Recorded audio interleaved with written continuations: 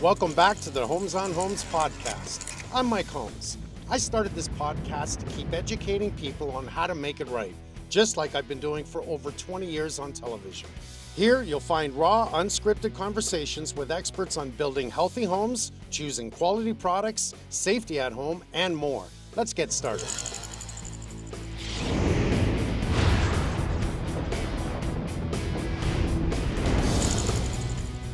Welcome to another Homes on Homes podcast. Today we're going to be talking about homes unfiltered. Which is like, I want to cut you off here. I was about to as well. Yeah? I wanted to say welcome to another Homes on Homes podcast with Michael and Sherry. Hi, I'm Mike Holmes Jr., and today we're going to be talking the birth of a renovation icon. Hi, I'm Sherry Holmes, and today we're going to be talking about the birth of a renovation icon. So are you taking over my podcast? Our podcast now. It's ours. We're a team here, and after all, I'm Mike Holmes Jr., so it's not that far off. And I mean, I have the same last name, so. Should I leave? No, you stay. No, you can be Did here. you need me? I think today Yeah. we're going to interview you. You're going to interview me. I feel like, well, we've talked about this. We feel like there's a lot of information about you, how you got started, and the behind the scenes that not a lot of people know about, so we kind of want to get into that a bit. So we're going to go back to day one. We're going way Back to day one. Do you know that I still have a VHS tape of your very first sizzle for Homes on Homes, your very first show? I believe I made you one. I believe I made everyone one. I have one at home in an envelope. It's still sealed in my have the bookshelf. VHS? Yeah. I don't think I ever Did you got know one. the I never day? opened it. Did you know the day when I handed that in? No. It was September 11th. 2001. It was? How do you know that? Because I listened, Sherry. Oh, I don't. Sorry. I was at HGTV Studios and I handed the tape in and a plane hit the tower and everyone was freaking out. Oh, crap. Like, not at first. At first it was like, how can a plane hit the tower? And then all of a sudden The a second second plane one. hits the tower and I was like, okay. I didn't There's no realize- television show. That's something That's I'll never sad. forget. I guess so. Hard day for you to forget, but I mean, back when I remember you bringing it home, and before you even submitted it, it was you got the footage, we all watched it together, and you were walking through a subdivision, Yes. and it was all like foundations. There were some homes that were all framed, and you're talking about horror stories, and you're walking through, and I remember thinking, I'm like, my dad's a contractor, but like now he's in my mind a TV star, and it hadn't even happened Before yet. he even was. Yeah. But I want to ask you a question. I know the answer to this, but what was your first spark that kind of got you into the television show? I know that you weren't aspiring to be on TV. No. And you had different intentions, but I don't know if everybody else knows that story. So what got you into filming the series? It was a total accident that someone from HG was looking for a contractor to work behind the scenes with Just Ask Uniques. And someone phoned me because they got my number from, believe it or not, one of the lumber companies that used to pick up a lot of lumber. Being a contractor all my life, man, as a kid. Anyways. So the production company was looking Phoned for me a up, contractor. they called me, I went in and I'm thinking, what are you looking for? What are you looking for? So they tell me they need somebody to build stuff for the sets of Just Ask Uniques. And this was the total beginning. And I finally, I'm laughing and I'm looking at this and thinking, I don't know, sounds kind of crazy. I asked, how much do I get paid? And they told me, and I really laughed. I laughed really hard. And I walked around the building and I said, you know what? I said, as long as you let me run my company, they only needed me for a month. I'm like, okay, I'll do this, providing I can run my company from here and you don't question what I do, how I do it.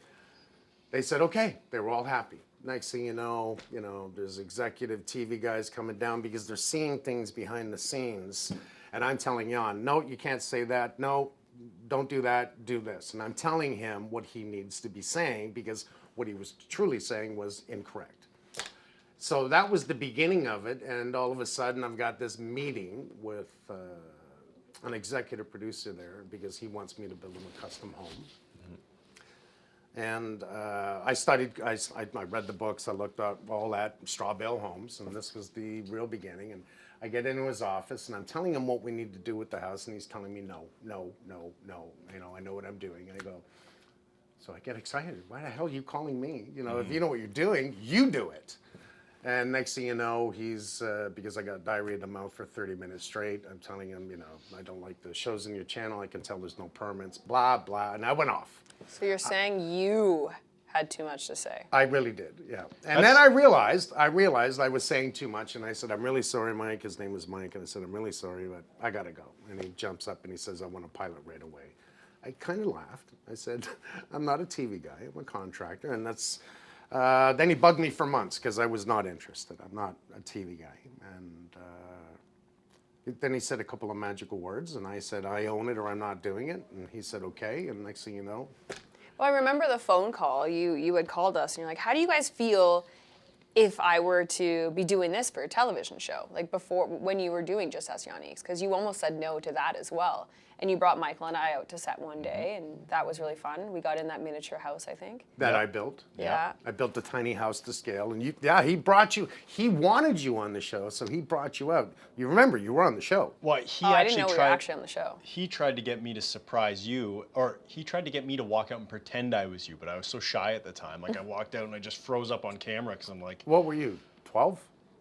I was in grade No. 9. I was in grade 9. So it would have been. well, yes, I was 12. Something Yeah. like that. So I'm going to say Yeah, 12, yeah, because your probably first day around on there. television was 14, 15. 14. That's how old you were when you started filming? Yep. It was when I Wow. came, it was take your kid to work day when I put a drill into my finger. Oh, that's nice. He did. Yeah. Take your kid to work Yeah. day. I remember I was holding the camera. I was pretending to film. That was interesting. And you held on to it pretty good. I was like, that hurt, didn't it? I saw it. It's like, be cool. There's people around, just This hold is it embarrassing. in. He cried later.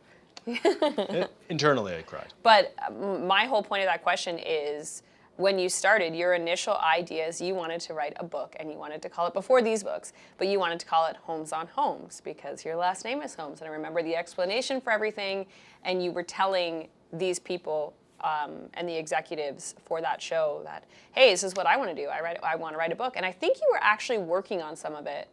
I remember the house we were living in at the time, and I think you were actually working on it on the computer and slowly putting together your Homes on Homes book. And then You're Homes on Homes. you're actually putting the future tense back into the past, because that didn't happen yet. I thought you had started it. You said you wanted to write a book, and that's how they came up with the No, show what I said is I title. should write a book to tell people how to do it right, how to hire a contractor, what to look for in your home.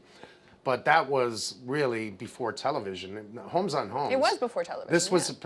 the producer at the time that actually, I'll never forget this, because they didn't know how to film me. And, you know, it's funny because I had people saying to me, oh, you're going to be reading scripts. And I'm like, no, I'm not going to be reading scripts. I'm not reading scripts. That's a TV fake people. Yeah. And they didn't know how to shoot me, and I went to this one house, because I'll tell you, it's the way it happened. At first, they tried to shoot me in a construction industry, and you know they're trying to tell me what to say and everything else, and I'm getting a little bit bothered by it because I didn't like it. So there was, you know, probably a week or two of things that it was like, okay, that's not going to work, that's not going to work, and it just didn't. So then I get this phone call. And this phone call is because I was telling my friends about this new show that I'm going to be doing. What's the concept of the show? And it was Martin McComb, by the way. Was it really? It was Martin McComb. And he called me and said, man, Mike, you know, there's a friend of mine that he's hired a contractor and he's in real deep trouble. Like the contractor's run, he's taken all his money. The house is, you know, left. They're going to lose it. And it was passed down through generations. Was that Dave and Anna there? That was Dave and Anna. Yeah. So I didn't know Dave and Anna came through Martin. So I go see it, and I take a look at it, and I talk to them, and I'm like, oh man, you guys are in trouble. So I pick up the phone, and I call the producer, and I said, hey, I went and saw this house yesterday and this family, and I said, they're in deep trouble. And he goes, Mike, we don't do, you know, whole houses. We do bathrooms and kitchens. That's, you know, we can't afford this. And I said, well, film it or not, I'm going to help this family. He goes, okay. So then, this is the truth. He comes in with a camera, and he just decides to be quiet while I'm standing there, and he's filming. And so I walked through the house with him, and I said, this is wrong, this is wrong. I asked the questions. How much did you give the guy? When did he start? I said, look at all the garbage around here. Did he even pick up anything?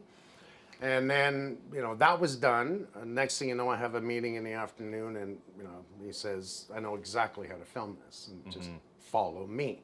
Yeah. And that's how the show started. Well, I find it interesting because a lot of people maybe in your shoes might not have taken the opportunity that you took. And in life, it's like oftentimes we get these opportunities, and it's what you do with them that obviously creates what has happened with you. And you had an opportunity to film on a show. It wasn't your show, and you took a pay cut to do it. But you're like, this is interesting enough that I want to do it. And then because of who you are and how passionate you are, you're like, no, you don't. You need a show like this. And then Homes on Homes was born, and now there's been, How many home shows? well, I know there's been like 270 jobs. So there's been Jobs? 265.5 shows that I've done. That does not include anything in the rest of the world, United States, anything else that I've done. It doesn't include, Handyman Challenge, and I can go on about all the other shows. That's just homes shows. That's a lot of home Jeez. shows.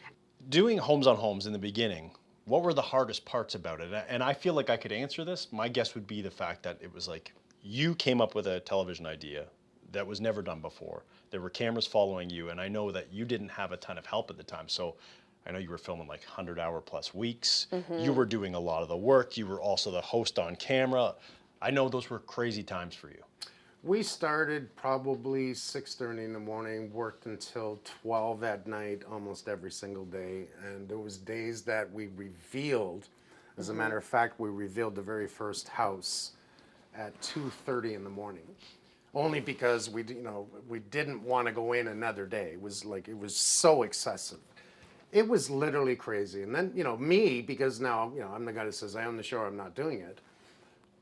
That means I own the production company. I own the show, and I had to learn quickly on how to save money, even though we're doing a ginormous, if I may use that word, Why not? production, because that show started off as a half hour. Oh, right. I kind of forgot about that. But the very first show was so big that I convinced the network it has to be an hour, and they let me do it. And then it blew up. After the first season, it was funny because these are little things that no one knows. We had trouble, I think in the first season, we had trouble finding more shows. We were around 10 in and we needed 3 more. It was 13 episodes. And so we were trying to do advertisements, and I convinced Frank, the electrician, our wonderful Frank, to pretend he was a plumber bending over That was in the Frank? bathroom. Yeah, I forgot about that. And the whole it was hilarious doing this photo shoot to use Frank, because did you get a bum deal? Then that was the whole Yeah. point. He was Yeah. bent over as is hanging out. The stereotype of a plumber. Right, Yeah. right, a butt crack. I didn't know that was Frank. We went across Queen Street, every street, put them in the stores. Next thing you know, the phone rang. Well, I remember seeing those like going with my friends or where we lived, because we only saw you every second weekend at the time. But we'd go into stores and we'd see those flyers. I was so embarrassed. Yeah. I did not handle the television thing very well with you. No one at knew all. anything, and then we had finished the season, and the network was very nervous because it's Mike picking up blocks, throwing them through windows, saying this is wrong, this is wrong. So they had to put on at the beginning, as every commercial when it comes back to the show, this warning. The network doesn't agree with it. But it was a warning because they didn't want to be responsible. They thought all hell was going to break loose. Because you were being explicit, essentially. Well, yeah, I didn't swear. It was just I was very strong on my beliefs.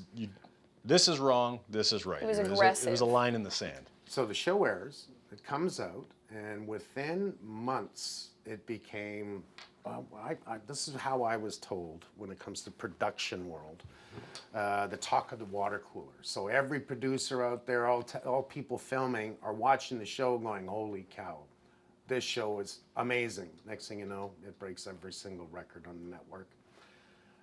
We could do it again. It just gets bigger, and it explodes, and then goes worldwide 3 years later. Yeah.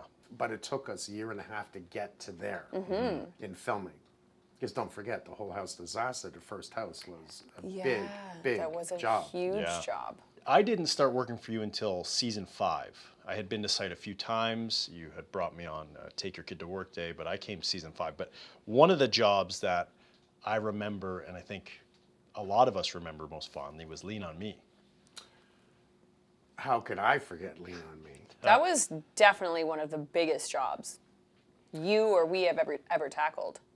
It was, well, okay, when you look at it, when I did that job. How many years did it take us to finish Lien on Me anyway? I think it was 3. It Three? took 3 30 months.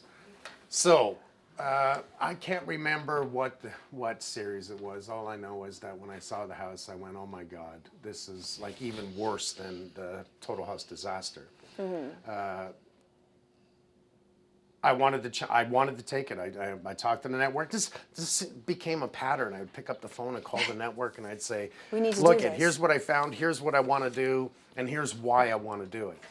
And this one is going to be a really big show. So, 30 months to do that. When I walked in and I stuck my finger in the ground and there was no footings under the new addition. So, Lien on Me. Why did I call it Lien on Me? The contractor placed a lien on the house because he did some really shoddy work. I think the homeowners at the time, they didn't end up paying him. So we put the lien on their house. And You're close. okay. So he charged $250,000 to do an addition on the house. The addition on the house was completely wrong. No footings under any of the structure. Was the addition the second floor, or did they do something on the main as well? It was part of a second floor and a side addition. Okay. And at the same time, what he touched in the house, he contaminated absolutely everything.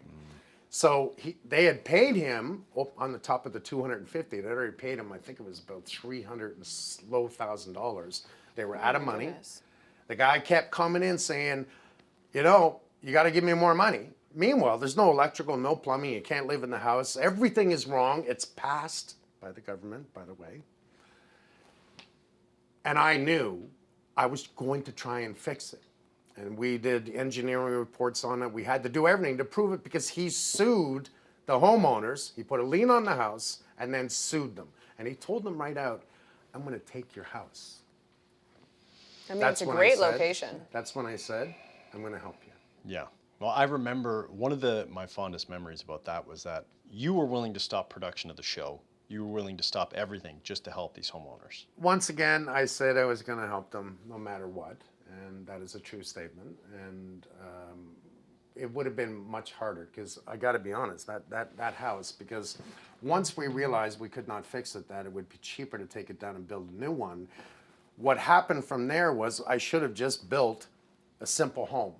But instead I said, now's the opportunity. I can show the world how to build a house that won't blow down, won't fall down, won't burn down. The 3 little pigs would love to live in it. Mm-hmm. And that was my mindset at the time. And $1 million later out of my pocket, I paid legal fees for the homeowners. I put them up for a year, paid the rent. Mm-hmm. I paid everything. Yeah. Was there ever a point during the build where you were like, I bit off more than I can chew? Oh, yeah. Yeah. A few times? Oh, yeah. Are you And? kidding? We built. This is where I met Seth Atkins, who now works for the company. Because he was the architect. Yeah. And I remember when he first came on, I'm like, okay, Seth, I really appreciate your drawings, but you and I are going to be dealing because I'm the builder, and we're going to be changing a few things because you've just designed the most incredible, ridiculously expensive build there is. Mm-hmm. But I'm going to take what you designed, and I'm going to make it right.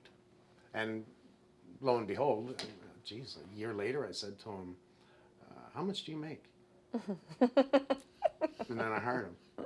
There's always a disconnect between architects, engineers, and contractors. It's like that with an interior designer as well. Like, you have to learn to communicate as best as possible, but you're going to shoot for the stars and ask for everything you possibly can. And it's about how you work together for the end result. Well, it's like the idea and then the execution. Mm-hmm. It's always like, well, okay, it's a great idea, but in order to do that, it's going to cost a fortune, or that's not doable because we got a structural a point load here. And I know oftentimes working with architects and engineers, that is kind of like the disconnect that sometimes you have. But it's so important to work with architects and engineers so you don't end up like Lien on Me. You don't end up with an addition that doesn't have footings. The big problem in the world of a contractor, an architect, and engineer is that an architect, no, I'm not knocking anyone, just so you know. An architect goes to school and he's got all the talent to draw and design, think of Lloyd Wright. What's his name? Frank Lloyd Wright. He's American. He designed incredible homes. Now, an architect is going to use their imagination and build it. Then it goes to the engineer, right? So design it, sorry. Then it goes to the engineer. And the engineer is going to take that and do a mathematical equation because they went to school. They're not builders. What they learned is point load. So from if we go 12 feet, if we go 14 feet, we go 16 feet, and on and on. Yeah. And they will do a mathematical equation on how to do that. It's up to the contractor to work with the architect and the engineer to make it work. Well, and this is why you always say a contractor is like an orchestra leader. You're like, because you have to work with the engineers, you have to work with the subcontractors. The white helmet. The white helmet, so a general. general contractor. You have to work with everyone. It's not as easy as it looks. And when someone tries and they say, I'm going to be the general contractor for my own build, good luck. Which leads me to my next question. What are your top 3 tips for someone who's looking on getting a renovation done? You want to hire a construction crew. What should they be looking for? Who should they be looking for? How many, I can't think of the right word, references should they be asking for? When this first started, it didn't take long. I said there's 3 rules. Slow down, educate yourself, check out your contractor. Why? Everything was about 3s. When people tried to hire a contractor, they looked at 3 references. They may have called 3 people. I'm not kidding. I saw this happen day in, day out, year after year after year. It's in the first book that I wrote. Slow down. Don't be in a hurry. What happens is husband and wife, I know your brother and sister, husband and wife say, oh, we're going to do a new kitchen. And they get all excited. And next thing you know, they jump. And I just want, in defense of any homeowner, it is easy to fall into that excitement and fall in love with an exterior or an idea instead of actually going through the process of it. So it is a difficult scenario to kind of wade your way through. But if you take your time and you educate yourself, then you'll be able to talk to the contractor. And everyone should check out their contractor. I say it for new home builders because for whatever reason, nobody checks a new home builder. They just don't. Well, they think because it's new, it's done properly. It has to It's be done perfect. properly. Yeah. But if it's minimum code, well, you've seen the show, right? If it's minimum code, is it good enough? Well, that's the thing, is like minimum code in theory, it's like you're building to a minimum. We do need a minimum standard, but when you take minimum code, then maybe you take a contractor who's in a rush, or you take someone who doesn't know enough, Mistakes then already happen. you're setting yourself up for failure. I equate minimum code to, let's look at how concrete cures in a poured foundation. It's supposed to be 15 MPa, right? So, and that was the rule for years, 15 MPa. But every builder out there knew that with the weather, the sun, the rain, the cold, it's never going to cure to 15 MPa. It's going to be less. We proved this in years of core drilling and checking out the actual strength of the concrete. So if you go to the minimum, you're going to have problems. Why don't we go to 30? Why don't we go to 50?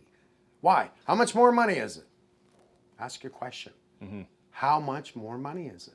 This is the point that I talk about, to educate yourself, then you'll be able to talk the language with a contractor and check the guy out. How many references can I give? Can 200, you give? well, a probably lot, 500, a lot. I would say. More than that. Speaking of contractors and jobs and focusing on areas, what are the areas of a home you shouldn't cheap out on? Because we always talk about, prioritizing your renovation, not just focusing on your beautiful kitchen, because obviously homeowners want to have a beautiful home. You want to entertain, you want to feel good in your home. But what are the areas you should be spending money on, and where should you be saving? You know what I'd love? I would love if we were on a live telephone call right now. People could call in and I'd say, okay, you answer that. You answer that. Because I'd be curious as to what the answer is. The outside of the house. Absolutely. As long as the outside is fine, you can cheap out on the inside. But you cheap out on the outside, everything on the inside gets destroyed. Well, if you think about it, you're going to spend all your hard-earned cash or the money you've saved for, or maybe the debt you've accumulated in order to have this renovation that you're looking forward to, but you didn't address the exterior. All your finishes are gone to poop. Let's say you have a flood. It's all garbage. Look who has experience. So we want to work from the outside in. So protecting your investment, your siding, maybe your exterior insulation, certainly your roof, but also your wall assembly. Walls, windows and doors, wall assembly, everything, your foundation, your grading, outside first, then do whatever you want in the inside. Well, and that's an important one that not enough people think about is your grading. Yeah, that's true. You always say, never buy a home at the bottom of a hill. Because where does water go? It goes downhill. To your house. So thinking about, is your grade sloped towards your home? Things like that where people are thinking, well, I don't see my roof, so out of sight, out of mind. Maybe my grass is green, it's sloped towards the house, but that's not a big deal. It's not a big deal until it is. Right. And this is the whole idea that we're saying is we need to get behind doing things right the first time and teaching people where to invest and where to start. So, okay, we've got wall assembly, protecting your investment on the outside. How about your mechanical contractors? You don't hire a carpenter to do electrical work. Oh, never. Now you're getting deep into this. Is this the second part of this that you're asking me? I'm getting into the top 5. Like what top 5 things people should focus on in a renovation? Okay. So, like you said, never hire a roofer to do your plumbing. It just doesn't make sense, or vice versa. It just doesn't. And again, everything that people do, they need to slow down, educate themselves, check out the contractor. Unless you find the general that can take on the whole thing, most people don't do that. They'll try to be the general contractor themselves. I need a new roof. They'll call a roofer. I need new windows and doors. And they usually cheap out on the windows and doors, and please don't ever do that. It's just, you're wasting your own money. They never will last. You're going to be replacing them in 10 to 15 years. It doesn't work. And for resale value, it doesn't work. So, if you don't have the general, you got to make sure you hire licensed, qualified people. And they're really easy to check. Hey, are you licensed? Are you insured? Can I see it? Nobody asks. I'm telling you right now, nobody asks. Yeah. Make sure you get permits. Document it. This is very important on anything you do. HVAC guys, you want the best in there. The guys that have been doing it for years, they know what they're doing. They know how to make sure your house is equally aired. In other words, air in, air out. It must equal 100%, a balanced system. Electricians, well, if you don't hire the right electrician and you don't get a permit, especially here in Ontario, you can be fined by the ESA, Electrical Safety Authority. Not to mention, your house can catch fire. And with family in the house, that's one thing you don't want. So a lot of these things, structure, the biggest things, gas, structure, water, like you look at all these things, if you don't do them right, it becomes a disaster. And then you call 1-800-GOT-MIKE and hope to hell that we can come help you. And that's really what happened over the years. There were so many people phoning, emailing, can you help me? Can you help me? Can you help me? When I was standing on stage talking to the people, people would come up and hand me envelopes. Yeah. Tears in their eyes. I don't want to bother you now. Tears in their eyes. I know exactly what it is. I grab the envelope, I'll look at this, and I'll talk to you after the show. I used to help people. We got to go help this family. We got to go help this family.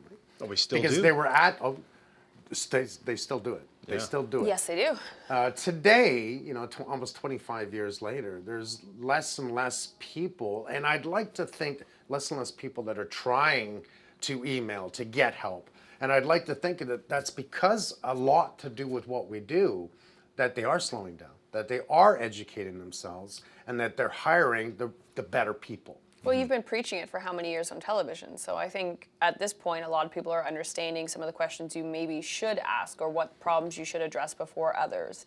And like you said, this is a show you started because you wanted to educate people. So looks like it's actually working. That's, it's just too bad you couldn't educate some people. Sherry?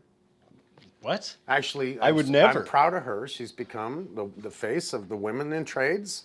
She gets out to the school. She gets out to the event. She talks to the girls. She's like, you really are. You represent. Thanks. You know that. That makes me blush. That's to say, you blushing. So the Riverhouse. Well, I was going to say, there's a specific episode Yeah. that I have in mind, and I was thinking about the Riverhouse. Remember, for Homes and Homes, Yes. we went up north, and I'll never forget you bringing me through to the walkthrough, and you're like, I bought this I brought property. you in by boat, did I not? Yes, you did. You wanted him to see it from the water before he actually saw the property, because that was different. And you called it there was a diamond in the rough. No, it was a rough amongst diamonds or something like that. But what I was thinking about is this was such a big job. Do you ever look back and think, I should have tore that thing down? You know, I'm the guy that says I can fix anything. Lean on me was I couldn't fix it. I had to take it down and build a new house. And by the time I got there, I really believed that we could do it because there was no basement. And the more investigative work we did, it was full of mold. It was full of asbestos. The changes that happened to that place and over the years, probably 2-3 different additions, and small. Everything was small. The more we took it apart and the more people we had to bring in to remove the asbestos, so the total abatement company to come in and clean it up, and they end up having to gut it because we couldn't do it due to safety reasons. Concerns, yeah. And then looking at the water in the foundation walls, because we started taking it down from the top. I'll take the top off and then I'll rebuild it. And then finally it was like, okay, I'm only beating my own self. Take it down, start again. But this is the problem is sometimes as contractors and as people who do renovations, you can't, new build and renovations are completely different. It's night and day because a renovation you can look at and you can think, I have enough experience that I think this is the problem. But a project like that, we opened it up and it was like one thing led to another and it got worse and worse. So what do you think is a homeowner's biggest mistake during renovations? Like looking back, we're like, maybe we should have taken that down. During renovation, what do you think, if you could give one piece of advice to homeowners, what would that be? They need to trust their instincts. They got to watch for the red flags because if things are not going right, I'll give you examples. Contractor doesn't show up one day, doesn't phone. He doesn't show up the next day until 2 o'clock, says, sorry, this happened, and, you know, but I'll get right back to it. But this becomes a regular thing.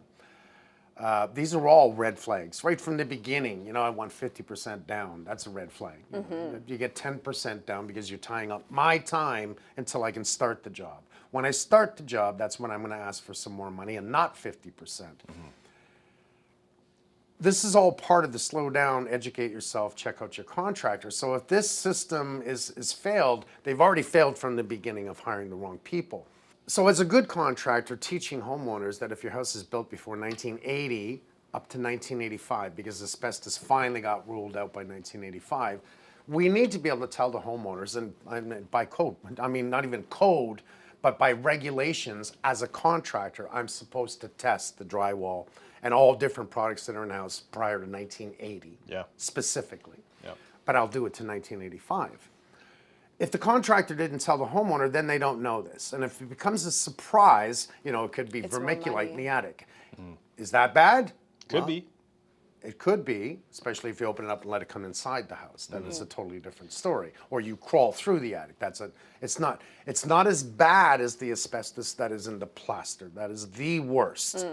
Asbestos in vinyl tile, not as bad, but it's still asbestos. So is it safe to assume that the biggest mistake homeowners can make is not educating themselves? Number one. Because it seems that, like anything in life, you should have a basic understanding of what's going on so that if you're like, oh, I do hire a contractor, I can spot red flags. Or I have an idea of what I do want, because if you have no idea what's going on, you can't spot red flags or have input to what's going on. You're right. Knowledge is power at the end of the day, but I think a lot of the times you want to put your trust in this person that you're hiring, in this professional that you assumed would educate you on the matter. So as things change and progress, it is important to educate yourself, but maybe, I don't want to say be less trusting, but if you got to put some responsibility on yourself when you're doing a renovation as well, because you can't trust anyone as much as you can trust you. I wouldn't say be less trusting. I would say be careful of what you're doing. And that is the point, that if you do educate yourself, you can at least know when the red flags are hitting.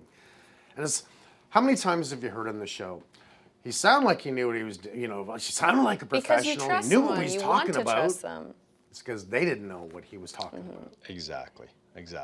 So educate yourself. That's the biggest point here, is educate yourself. That's the most important thing. Okay. So if someone was doing a renovation, what are the 5 things you would say do not cheap out on. This is where you want to spend your money doing a renovation. I try to equate building and renovations with cars. I mean, all right, I need 4 new tires. Okay, you're gonna buy the ones for $80 a piece that, you know, there's no name, there's no really guarantee on them. Like, and they do exist. Oh, yeah. Or you buy a really good set of tires because you want them to last, and by the way, your baby's in the back seat.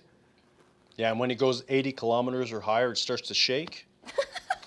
I bought a bad set of tires. Yes, so you did, didn't you? I did. We talked about this the other day. We did, so it's a sore spot. But yeah, I get what you're saying. Invest in quality products. Whatever you do in your home. And I think most importantly, like we always talk about, is like, okay, there's a top 5, but it's focusing on protecting your investment. If you're going interior, using an uncoupling membrane that protects your tiles. No matter what you do, you want to focus on protecting those expensive finishes. And how do you do that? Protecting it from the outside in. Right. I love all the old Homes on Homes job names. I remember we had a guy, they're really creative. Brian Warchel. Yeah. He used to come up with all the job names. And Soggy Sorrority, would you say that's one of the worst jobs you've seen for water damages? No, my goodness. What No, was the worst? There's many. If you notice throughout all the different years, is that it's repetitive as to what problems arise: floods, electrical issues, structural, water infiltration, from windows, doors, roof. So no matter what, they all. But here's the problem with Soggy Sorority. The reason I liked it was because there's a bunch of, you know, It was a sorority home. college kids. Yeah, it was right at the university in And if Toronto. anything, come on, I want you to help me. Maybe I can teach you and you can learn something. And because somebody's got to be interested. And you know me, I'm trying to always teach someone and help them learn something. What happens? They hired a roofer to come in. They hired a contractor to come in, and where's this water coming from? Where is it coming from? No one could figure out where the water was coming from, but every time it rained, it leaked. Every time it rained, I wonder where it could be coming from. Where could it come from? The roof. You know, challenges of that job was because we'd get there at 7 in the morning, and they're still in bed. Yeah, so I feel like that was a pretty iconic job of ours, just because, well, I wasn't on that one, so I shouldn't say ours, yours. Because first of all, it's a really cool idea. That's the only sorority house that's ever been done on the show. But yeah, they have different schedules. They're young, they're out having fun. They're not paying attention if you want to start your job at 7, 8 in the morning. They're sleeping and thinking about homework, or you're working and they're trying to do their schoolwork. There was a lot of challenges on that one because we had to be careful. We're going to check, and we start opening things up. There's mold. We got to know when to say everyone's got to get out of the house. You have several girls living there. Or and tent in, but they had to stay there, so we had to work around them. What about being in the heart of downtown Toronto? You had parking issues. You're going to have issues with bins and everything else on site. Municipalities are going to be a problem. Like, what was the biggest issue for you doing that job? Everything you just said. There were so many issues on that job site. It was a very old home in the old part of Toronto. There was no parking. Everything about that. Even when we got there, you know, using a washroom. This is where you learn to bring a Johnny on the spot, you know, to the site. Well, that is an important thing that has to be, you know, considered on a job site. You got to use the washroom. Where's it going to go? Especially if you don't have any water in the house. Well, there was water in the house. There's a little too much water. That was the problem. That was the problem. There's a little too much water. So there's a lot of water in that house. speaking of water in the house, Soggy Sorority, obviously there was water issues, there were mold issues. What's the best way to prevent mold disasters from happening in people's homes? Well, water's the enemy, just like structure can be an enemy. Water is your number one enemy when it comes to a house. What did we do? Instead of guessing, we did a water test. Soak the hell out of everything. You're going to find out where that water's coming from. And that's what we started with. All right, the water's coming in here. Open that up. Take a look. Soak it again. Where's it coming from? Obviously, it's coming from the roof. Walls. There were certain locations, flashings. There was a lot of locations that was coming in. And it wasn't just about repairing it. It's about looking at it going, we're going to have to redo this in a way that it's not going to happen again. Because if I remember, that roof was sloping into the house and not away from the home. And it was okay. When it comes to a flat roof, a lot of people don't realize that there is no real code that it has to slope. believe it or not. Really? No, you don't. You just got to make it watertight, which I think is just stupid. Yeah. Stupid. If you slope it, it will run away. Right? Yeah, I mean, I don't want to say you have to, because if it's not in the code, I thought it was like a 2% slope that you had to have. No. Flat roof can be flat as hell. All commercial properties out there is flat roof, right? Old way of doing it was tar and stone, stone. New ways we do it today is way better. Plus, we want to insulate it. We want to help stop that hot gain from the sun and the heat and losing from the building in the winter, and vice versa, the summer cool. Right. So then, for managing mold, I think it's like we were talking about before. It kind of all goes back to working from the outside in. So your foundation, is your foundation waterproofed? Making sure, again, stopping it from the source where that water could come in. Your roof, doing water tests. Is your roof new? Is there still aggregate on the shingles? Does it need to be redone? Is it just tar paper on there? Is there ice and water shield on there? There's so many things, but again, working from the outside in, because that's where the water's coming from. Mm-hmm. And then from there, if you have a leak, obviously bring the plumber in, fix the leak. Then it's a simple fix. Yeah. Okay, let's move on to mystery staircase, which is pretty cool because it's like I feel like you're kind of a pirate. You're looking for buried treasure. I wasn't on the crew again for this one. Were you on the crew for Mystery Which one Staircase? was Mystery Staircase? Let's see. I popped in for that one. I'm going to tell you, it was an old home that once we opened up the ceiling to it, we found a staircase up into the attic. So But you couldn't get there. This was really unique because it was like, you know, It sounds like a horror movie, which is really fun. Right. Now, the rails were 24 inches tall. I've never seen rails so short. But I knew what the house was and what happened. But it was a great, holy cow, somebody used to live up there, but they closed it in. Are we going to find a body? Are we going to find bones? Are we going to find anything old? Could money? you imagine? Yeah. Oh my goodness. No. What's the coolest thing you found on a job site? This has nothing to do with what, like... Oh, you're totally jumping off. Yeah, this. I have to ask that. What's like the most unique, interesting thing you've ever uncovered other than a staircase? Benji, on one of his job sites, he found an old Smith & Wesson Rifle? and it was very old and worth a fortune. That's really cool. He tried to find out the owners that lived there and give it back to him. He's a good guy. He couldn't do it. Years later, he ended up keeping it. It's worth a fortune. Wow, lever action. Someone else I know found a lot of money, thousands of dollars hidden in the wall. That's always scary. Tried to find the homeowner and couldn't find the homeowner. Me, it was a can of Coke I was going to say, you found an old that can had never been opened. It was about a 1950 can of Coke. It had dissipated. Nothing all was in evaporated. it. It was a little can of air is what it was. I still have it. I was going to say, I've seen that so many times. That's the biggest thing I found. Yeah. No gold, no Not money. as exciting. Okay. No diamonds, no nothing. And a staircase. And a staircase. Okay. So the staircase, that's why it was called Hidden Staircase. Mystery Staircase. Mystery Staircase. And that's, again, Brian Warnchel. I only named a few of the shows. I think, Jack in the Box. That's another story. What somebody did years ago was, and especially years ago, because you could get away with almost anything. And when I say years ago, more than likely it was about 80 years ago. They wanted, much like the United States, they wanted space up in the attic, and all they did was they had a set of stairs going up to the attic, and it was more than likely a bedroom. And over the years, when it was closed up, which prior to the show probably was about, I'd guess, 10 to 20 years. Mm-hmm. And what they did was the contractor came in and says, you can't have that. Your floor joists are 2x4s. It's not structurally good. You're losing all kinds of heat in the house, and this can cause mold. But an old home molds way less than a new home. Because it breathes so much. It breathes so much, and most of the products in the home are water resistant. Even the wood. Because it's heartwood, not sapwood, young wood. So those homes didn't tend to mold. But he had convinced the homeowners we need to drywall that up, close it all in.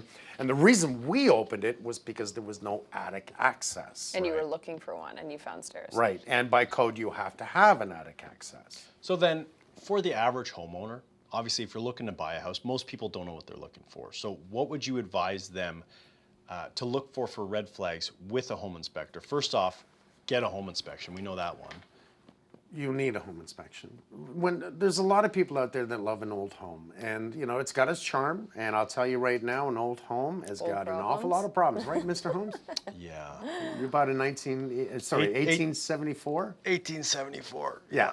Okay. And that That's house an is older down house now. as well. By just so the audience knows, the house is down. Yeah. He's got to build a new one. Yeah. That's why his contractor called. He's Yeah. financially hurting. Yeah. Okay. Help me, Rhonda. please. If you call 1-800-HELP Mike Jr. right now, you too can donate to his cause. Anyhow. Yeah. Okay, so you just gave one of the 3 points is you want to have attic access. What are the other two of the 3 you'd say? Well, one, you need a home inspector buying any house. I don't care what anyone says. I don't care if it's new. I really don't, because if it's a crappily built home, like minimum code, that how many new homes have I worked on over the years? How many? So many I don't want to do them anymore. Yeah. I just don't want to do them. If it's really old, it's going to have its own problems. It's going to have the old galvanized piping, lead piping right from the toilet, normally lead. And they don't mix with any, pressure water you drink. Lead is no good in your home. Lead paint, which people don't think about. Oh, I'm going to break that wall down, honey. We're going to, let's chip it and clean it. We'll paint it. Asbestos. Asbestos, lead paint.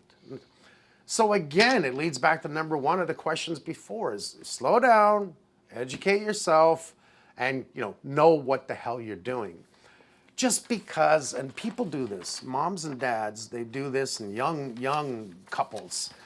I want to live in this area. And they see that house and they go, oh, I love this house, I love this house. So we're buying by emotion and not by education or intelligence. Yep. You can't buy by emotion. Sorry. Unfortunately, yeah. All right, so let's do some homes trivia. We're going to ask you some questions. You got to answer quick. How many homes have you fixed over the years? On the show. Yeah, just the television series. How many shows? 200, just over 200 houses we've done on the show. Again, that doesn't include, all the Home Free, all the other shows that I did. We built 22 houses and gave them away. When you think of just over 200 houses, you got to do the math on the construction, because nobody ever had the money. And hopefully they had something. Lean on me, damn near bankrupt me. But hopefully they had something. And when you look at the value of renovations, if we just said 200, and I know it was 216 in that neighborhood. It was 216, you're correct. Okay, look, wow, okay. But if you look at 200, and on average, because we've done $1 million on a house, we've done 500, 600, 800, 200, 100, homes on homes, really was in the $100,000 range at the time that the show started. You can go 200,000, 2 times 2 is 4, right? So 200,000 times 200 homes equals? Nope. A lot. 200,000 times 200 homes, 20 mil? No. 40? Listen, I failed I got math. two. Let's I got a not do newborn at this. home. Okay. That amount of houses is... It's a lot. It's 40 million. I said 40, and you guys gave me a funny look, so I thought I was wrong. But I did the math first. That's like I never get I math forgot right. to carry the Now, 2. Look at it though. Look at it. That's $40 million. Yeah. And if it actually was over that, which I think it was, I really do, that's an awful lot of money. It's a lot of money. On really based on the majority of being done wrong in the first place, or bought wrong, purchased wrong. It doesn't matter. That is a crap load of money that is, to me, a waste. Yeah. But we did help people. What's the first thing you ever built? And part B to that question, do you think I it's know still what he's gonna standing say. today? I know what he's going to say. Yeah. Do you? Yeah, it's a tree. Oh man, look, when I was a kid, I was probably 4, and I took apart every toy, radio. My dad got mad at me all the time because I was freaked. I wanted to know how things worked. What was the first thing I built? I don't know if it was the bed in the closet because I was tired of sleeping in the same room with my brother, or it was the trailer that I built that could be hauled by my bike. It was a trailer. It was like a mini trailer is what it was. My dad said, first of all, where'd you get the wood and all the nails? And then you got in trouble because it's his. But I learned as a young boy. I'd be walking around properties, and if there was wood out there, skids, I took it and I cut it up and I built things. You still do that. No, You're a collector of the things. maybe. All right. Well, speaking of quirky habits, I think what are each of our ours. quirky habits? Because yours, I would say, is you don't like to throw things out. So when we're on a job, you're like, we can reuse that. I can reuse that. I'll take that home and we can reuse it on another job, or I can reuse it on. When I was brought up, craft dinner and hot dogs was luxury. Yeah. So we were broke. And what you don't do is waste anything. Today's world is to throw it all out into the waste field that no one, they never really pay attention to where the hell that garbage goes. So maybe that has gotten into me that I didn't like. Maybe? Don't call me a hoarder because I'm not a hoarder, but I don't like to throw out things that I know one day I can use. And the funny thing about this is, I don't know if it was you guys that sent it to me. There was this thing on social media where the son said to the dad, if only we had a 2x4 that was about this big and just shaped like this. And he goes, Yeah. and he runs downstairs. He's had it for 40 years. He runs downstairs, goes through his stuff, and there's the piece of wood that he needed. Honestly, that's you in a nutshell. Sure, I won't say hoarder, but you're a collector. And it's good because it's nice to bring new life into some older things and find ways to donate. However, I think there is a line that should not be crossed. I think I inherited that You trait think? as well, because we grew up, we didn't have a lot either. So I'm thinking like, hey, I know how much these things cost. So when you see something that's good on site, you're like this good condition, I can reuse this. Now that I'm building my own house and now that I'm having to actually get rid of stuff or move stuff around, I'm like, I need to stop collecting stuff. Do you remember when we were doing the garage and you wanted me to give you all the bolts and stuff from the garage door? I still have those. I haven't used them yet, but Yeah. Oh, wow. You haven't used them. It's been over a year. Yeah, but Well- if you have the mindset of just throwing things out because you shouldn't collect it, Or donate. hold That's fine it too. and give it to someone. That's donating. I just don't need it. I don't need it in my house. I have too many of the things. well, I think Sherry's quirk is leaving things on the job site. She likes to donate to the job site. Or a coat. Tools. Yeah. Okay. That is one of my quirks. I'm a little forgetful. I got a lot going on, much like everybody else does, and so I lose things. Not a lot. Well, Generally coat, sometimes tools. yeah. That's why I have to mark things because I will not be able to find them and then I'm going to buy it again. I write my name on everything. Yeah, Not so much as I used to, but you'll find my name or some kind of doodle at least on 3 2x4s on a job site. yeah, it's a If not problem. more things. What are yours? I'd said probably taking things Oh, from the you're job the same, site. yeah. I didn't want to get into what I have taken. I've taken nuts and bolts. Let's You've just taken leave everything. it at that. I've taken everything. Go like figure. scraps He's of like you and uncoupling his name is the membrane exact and- same. But again, I'm like, you know how many things I've reused? And I've had that aha moment where my wife's like, oh, do you have anything for this? I'm like, I do. I took this one thing home that we had 3 years ago, and I know exactly where it is. So it pays off. Like that thing on social media. Exactly. All right. So who is the biggest perfectionist of the Holmes trio? It ain't me. It's Dad, I think. Yeah, 100%. Yeah. Yeah. That's clear, isn't That's it? an easy one, yeah. Who keeps the cleanest job site? That's also not me. Dad. Dad keeps It's a rule, the perfectionist, cleanest Yeah. job site. Yeah. Okay. but it should be a rule. Yeah. Mine's pretty clean. Sherry's I'm not clean. scattered. I'm more of an organized mess. At least you're honest. Yeah. Everyone has faults, some more than others. I'm glad you brought that I up. mean, how far do we go? How far do we go in the history of the Holmes family? Well, I guess the year was 1988, and Mom and Dad were out on a date, and Ew. they said, you we gonna need do a that? son, and talking They history. had me. They had you. No, I said 1988, not 1972. God, he's Did he just offensive. age you? He's so offensive. Okay, what is the most surprising or unexpected skill that you've learned on a job site from Big Mike? Most surprising or unexpected skill? I'd say one that stuck with me the longest was probably How to sweep? Oh my goodness. that actually. That is a thing. How to sweep, that's a thing where Well, I did teach you that at the very first day. I was going to say the difference between a thermal barrier and a thermal break, but how to sweep. Were you going to Nice. say that? I actually was. But I mean, how to sweep's a better story. Where I was sweeping the front porch when I was like 8 years old, and you're like, "That's not how you sweep, Mike. This is how you sweep." No, it was on the job site. You were sweeping the inside, which you didn't like doing because it was dusty. And, You were doing one of these. yeah. It was a broom. It was the Right. front porch. I was And 8 I'm years like, old. I no. remember. I went to a therapy for this. Okay, so it was the front porch. Yeah, no, it's a problem. Well, it's true. You did instill in us that a clean job site is a safe job site. And I might not have as clean of a job site as you two, but I make sure it's safe to walk around. You're not going to trip on anything in front of a miter saw and get hurt. Well, the more important, what he was instilling in me at that time was if you're going to do something, do it right the first time. Make it right. That's where that was born. I wanted to not say that so bad. Why? Because it's what we do. I don't say it. You say it. I mean, honestly, I think that's the biggest thing you've taught me. It's like you've taught me so many things over the years, and maybe I can speak for us both, maybe not. But it's the make it right philosophy.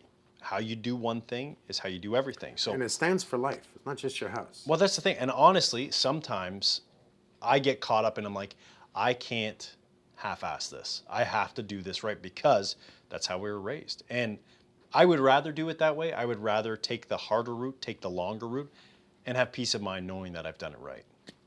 Then you'll sleep at night. That's it. How do you sleep, Cher? No, well, That's why I asked you. Sherry did not. I don't even know how many hours I had last night. Yeah. With my 1, 2. fourth caffeine beverage over here. What's your biggest takeaway from the job site?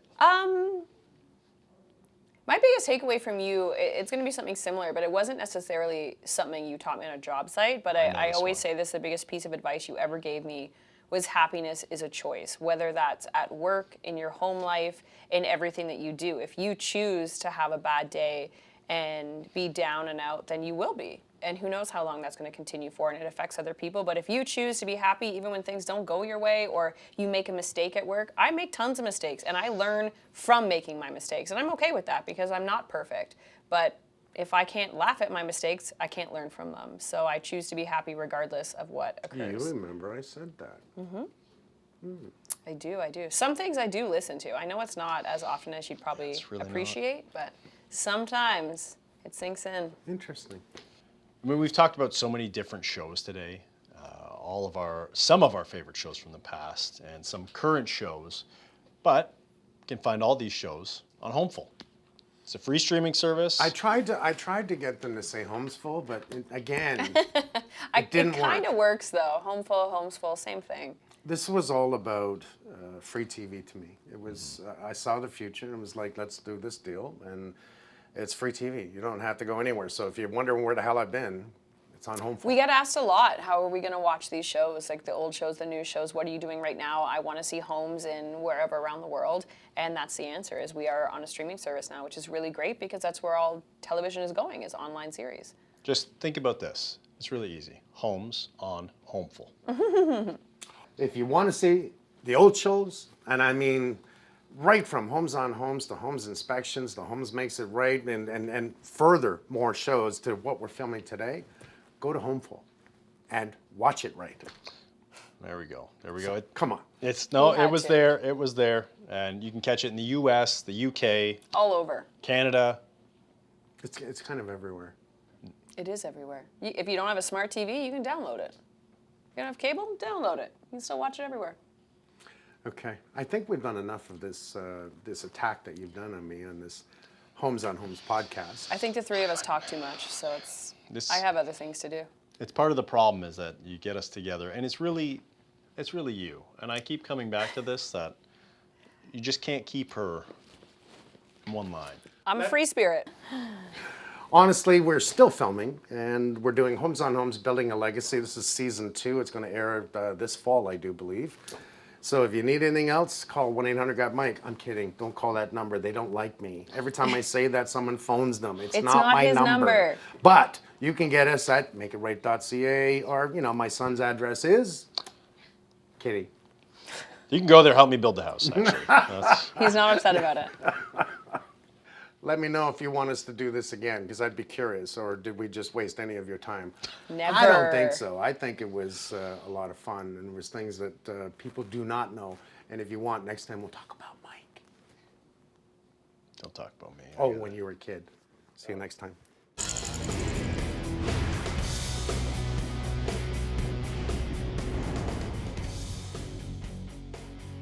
If you like the show, check out the episode page on makeitright.ca for more tips.